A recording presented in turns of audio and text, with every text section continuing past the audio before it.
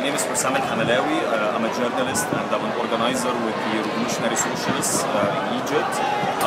We are here today and we've been here over the past couple of days in probably one of the biggest mobilizations since Mubarak was toppled on the 11th of February in order to continue this revolution and finish up the job that's unfinished, which is eradicating his own regime. We only managed to get rid of Mubarak, but we have tons of mini Mubaraks everywhere, including the Supreme Council of the Armed Forces, which is his own military hometown. So thousands and thousands of people are coming here to the square. The main clashes are happening with the security forces a block away from us where we're here, but the people are still resilient.